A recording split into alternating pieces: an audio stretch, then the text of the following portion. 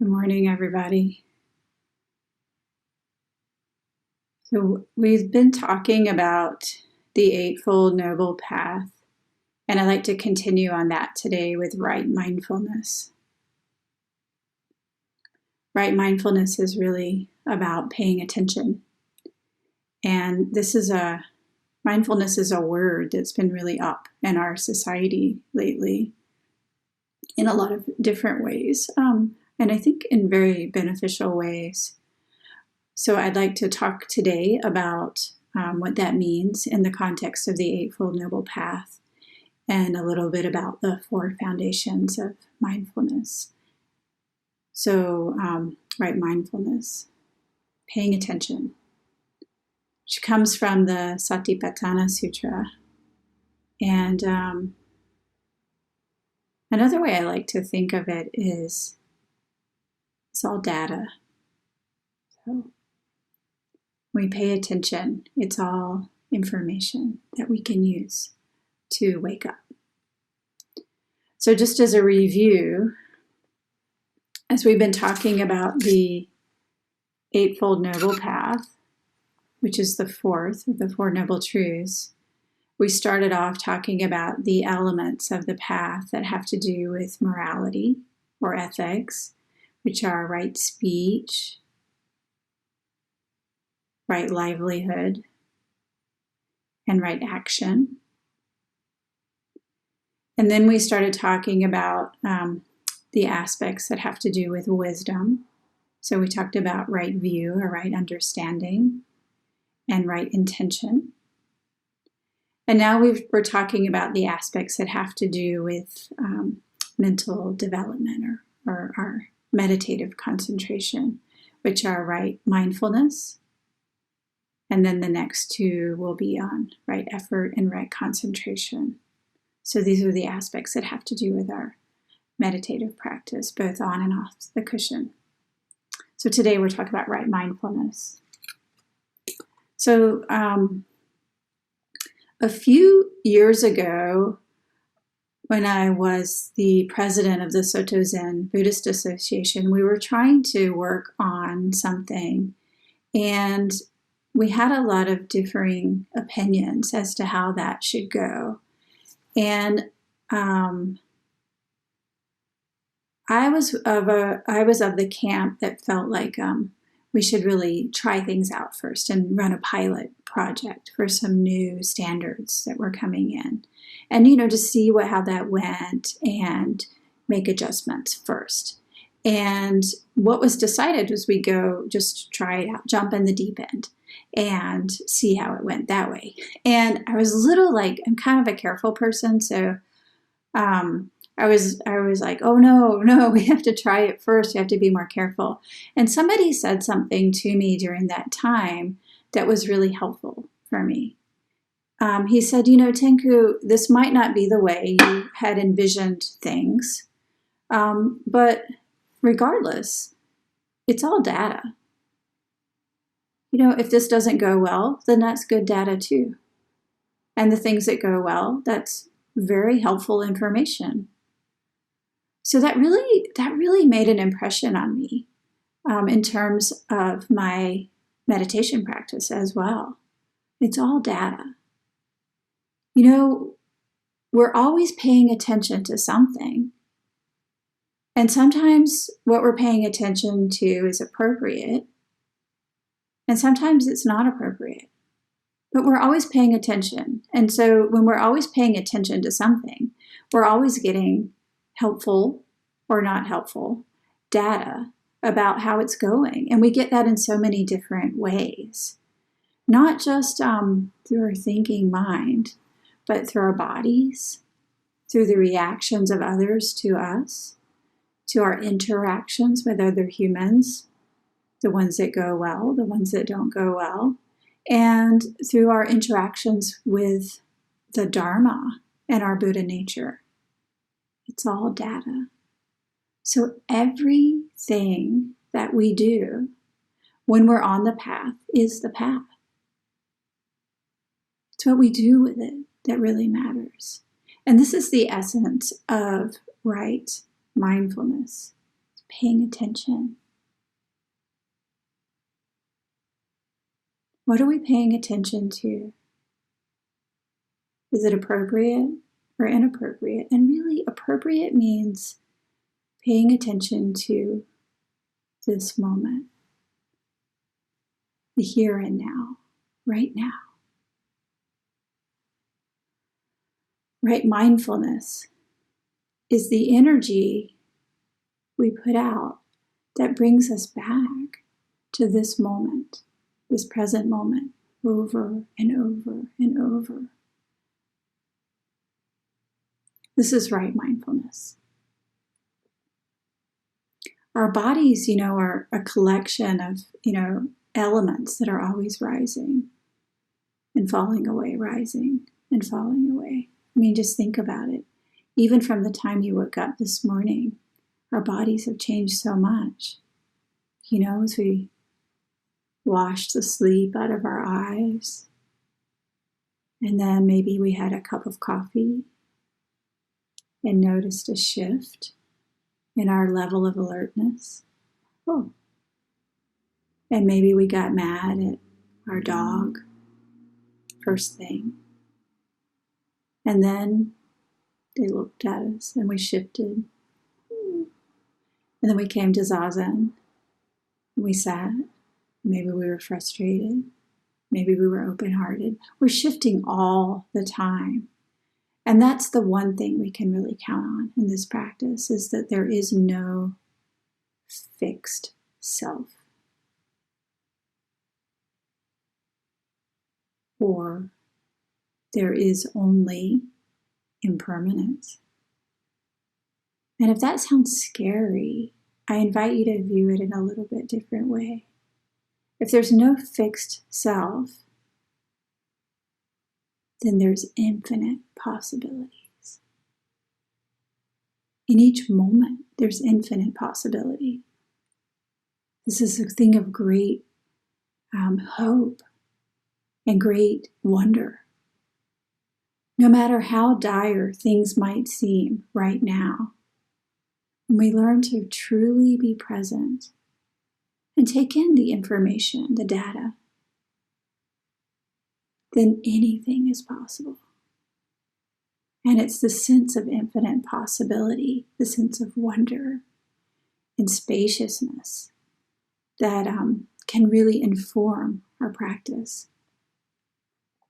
The word for mindfulness, or Nen, has two elements to the Chinese character.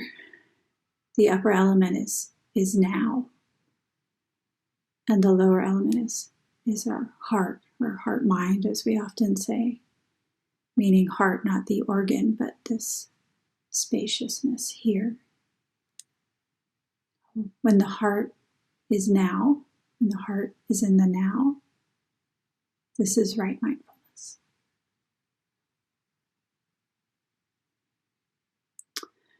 The Buddha taught, traditionally, they're the four elements of mindfulness, or the four foundations of mindfulness. And again, like I said, to start off with, this is from the Satipatthana Sutra, and it really lays it out step by step. So I'm going to talk a little bit about those four foundations. But right mindfulness comes into the teachings in so many different ways, and it's just one element of the wholeness of the path. It's one element, and it's also one essential element. So right mindfulness has four foundations. Mindfulness of body is body. Mindfulness of feelings, and this includes both physical feelings and the feelings that we also call emotions. The mindfulness of mind as mind, and the mindfulness of Dharma. Body, feelings, mind, Dharma. So I'm going to talk about those a little bit. So when we first come for Zazen instruction, I think the instruction is pretty similar across Soto Zen Buddhism, and it's pretty similar across all of Buddhism, and it's also pretty similar in the secular mindfulness arena. And for those of you who have been through this, where do we start? We start with the breath.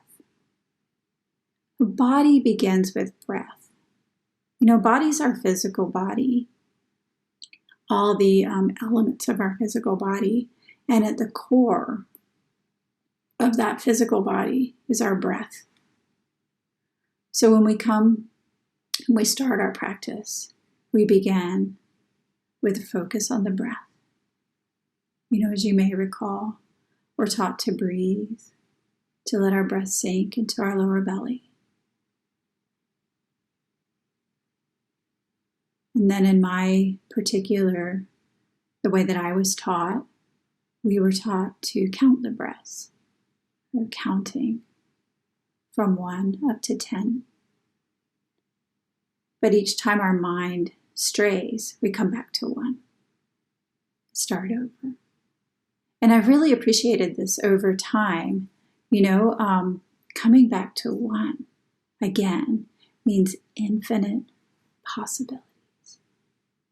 The start, this present moment, brings us infinite possibility. So this is the core element of any practice, is the breath.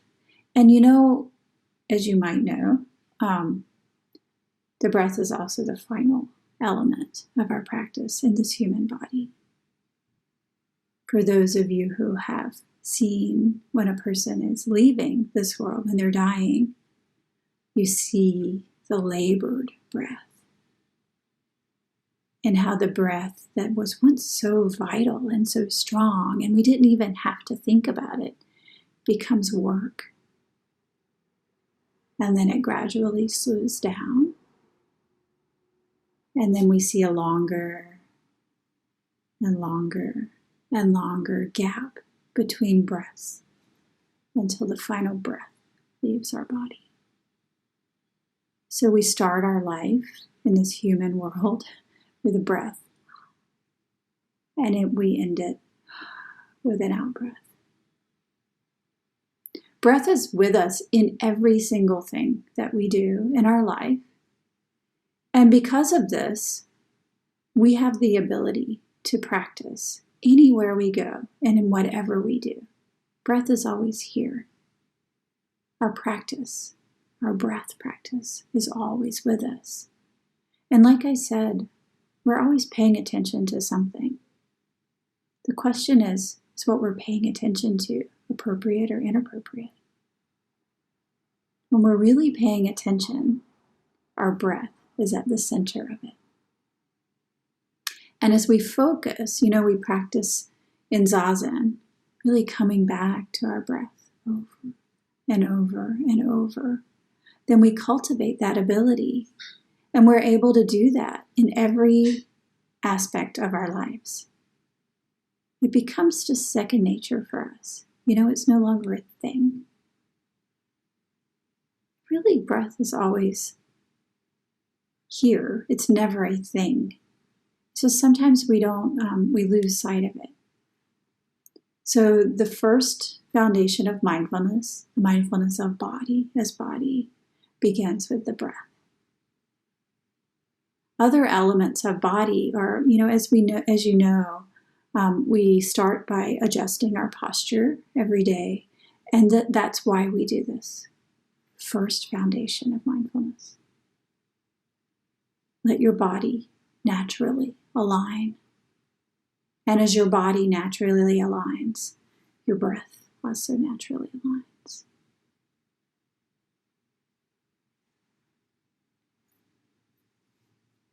As body and breath naturally align, every element of our practice also naturally aligns. So this is the mindfulness of body. This is where this comes from.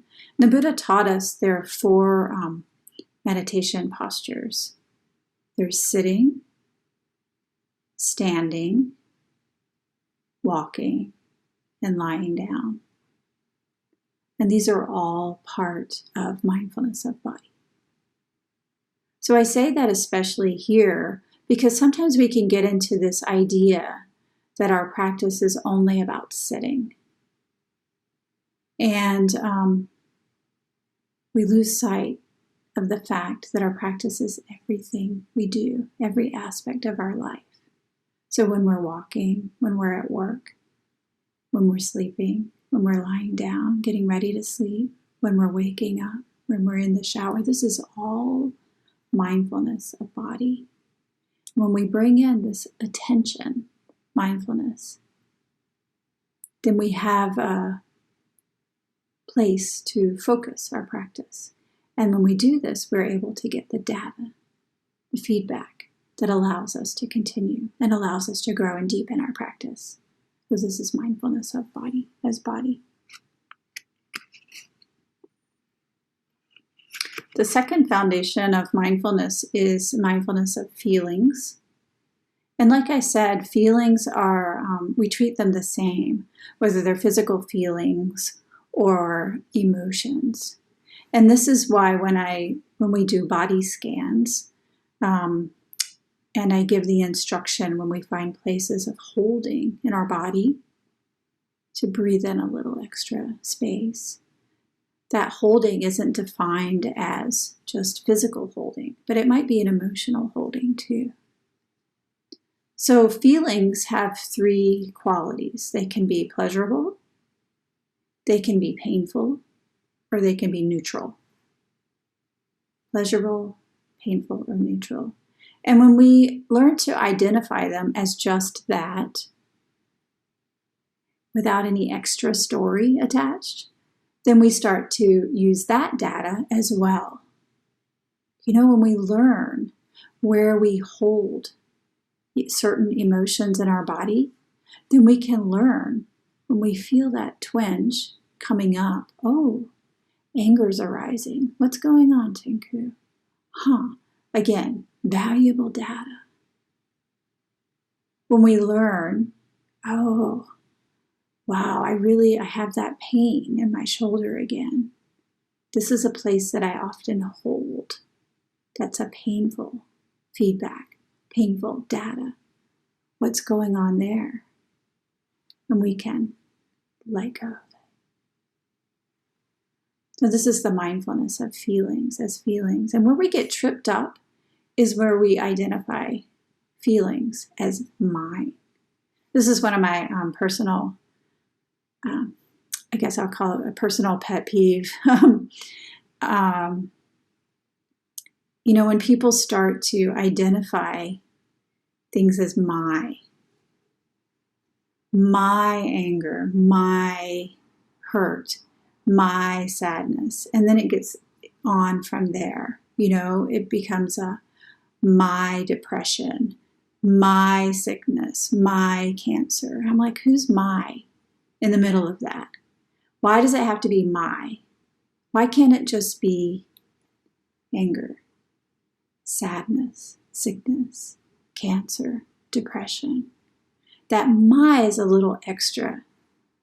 You know, that my brings in a sense of self, the self that holds on. And as you might recall, the one thing we can truly count on is that there is no fixed self, that things are changing all the time. So when we put my in something, we try to kind of grab and hold it, identify with it. It's stuck here. My depression indicates that it's here forever, and it's going to be here forever, and it will never change.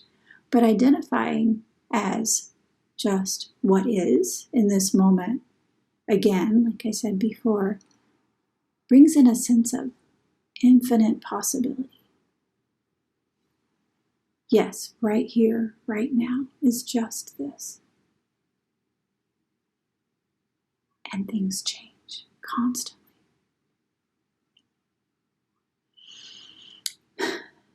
The third foundation of mindfulness is mindfulness of mind. And this is really how our emotions affect us, whether they, not just what they are, but whether they, the stories that we attach to them. So mind is, like I just said, changing moment to moment to moment to moment. And mind is also not a fixed thing. So we get tripped up when we think, like I just said, something is here, it's always here. But the thing about mind that we have to understand is that it's fluid. Mind is influenced by what we call positive or negative emotions. But as we become more aware of that, aware of our mental formations, then we start to have a spaciousness around mind. So mind is influenced by the things that bring us pain. And these have a particular impression on us, of course, right? So we call these the kleshas. And some of them include greed, hatred, ignorance, pride, doubt, our views, hypocrisy, arrogance, carelessness. These things are the things that trip us up, really. So mind starts to be the story that we tell based on the data that we have. And that story is also data. So how does that work? Like I said, first foundation is mindfulness of body is body. So we have simply our body, mindfulness of our breath and our physical presence, the way we are in the world. And then we have the mindfulness of feelings or sensations. So, data. Something's coming in. I'm having a feeling. This feeling feels tender and kind of achy. It lives right here in my body, and it's a feeling. And then mindfulness of mind, the story. Aha, sad. I am sad because, and then we start to build on that. And each time we do that, it brings us out of the present moment. So if we understand, what the story is, we don't have to build on it. We don't have to recreate it. We just identify it. Again, our story is also data. It's also information that informs our practice. So we don't have to push it away, but we don't have to go down the road. I think we've all done that, right? In Zazen, we sit, focus on our breath, and then something happens. Maybe we're triggered by a sensation or a feeling, and a thought arises. Bing, thought. And then we can either drop the thought, return to our breath. But what often happens is it's really intriguing, and we follow the thought down its really long story. And pretty soon we're back in third grade, and our teacher just yelled at us, and we're so far away from the present moment and in so much distress that we've forgotten all about our practice. And mindfulness brings us right back to the present moment. As soon as we notice, we simply let go and come back to the breath, starting again. So this is mindfulness of mind as mind. And the fourth foundation of mindfulness is the mindfulness of the Dharma. So the Dharma is, of course, the teachings that we receive, the Buddha's teachings. And Dharma also includes our inner teacher, which I've talked about many times, the teachings that come from the inside out as we practice.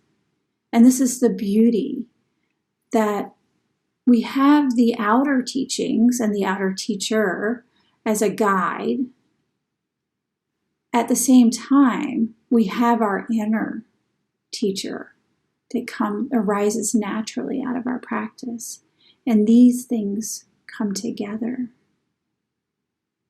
So these inner teacher and the outer teacher are both mindfulness of Dharma. So it includes the Four Noble Truths. It includes the elements of our mind and body. It includes the objects of mind and all the different aspects of the teachings.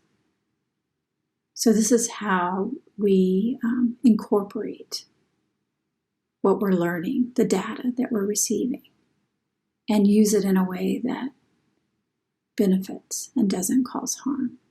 Mindfulness of Dharma. So again, I'm just going to repeat. Mindfulness of body is body. Mindfulness of feelings. Mindfulness of mind as mind. And mindfulness of dharmas. These are the four foundations of mindfulness. And when we start to understand that everything, all the data that we're receiving is information that we can use to wake up, then it shifts our orientation. And this is why we also call mindfulness paying attention. And this is the beauty of mindfulness in our life, really paying attention. So can we practice mindfulness all by itself? This is a central question of especially in a lot of the secular mindfulness teachings. And I have a really easy answer. No, we can't. It's too hard. We need aspects of the other parts of the Noble Eightfold Path. You know, we can't practice right mindfulness without right speech. And we can't practice right speech without paying attention. We can't practice paying attention without concentration. You know, if our mind is just floating all over the place, then it's really hard to pay attention or to be mindful. And likewise, we can't concentrate. We can't develop concentration without paying attention. So they're really inseparable. And especially the ethical elements of the path are also inseparable from mindfulness. So the ethical elements, again, are right speech, right livelihood, and right action, how we are in the world. So we can develop all the mindfulness we want, but if our focus is still on me at the center of that, or on improving myself, or wanting something for me, then we're still off. Because again, there isn't any fixed me. So as long as we think that there is, then we're leaving out an essential element of the path, which is the teachings, the Dharma, and are, again, not just teachings that we receive from others, but that we understand for ourselves. So all aspects of the Noble Eightfold Path are dependent on each other, just as all of us are dependent on, I'm dependent on all of you, and you're dependent on all of me. And not just that, but we're dependent on every single person in the entire world. You know, we're clearly seeing this right now as the vaccine starts to be distributed. You know, if we think that I'm going to get the vaccine and I'm going to be safe, but I don't care about you over there, then as soon as the different variants come in, then they still affect us. So this is the way that our practice works as well.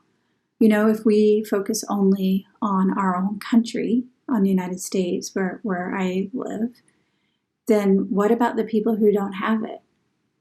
So yeah, we can get the vaccine for all the people in the United States and see some cases go down. But if the virus is growing over here in this other country that doesn't have the vaccine yet, then it's going to spread again.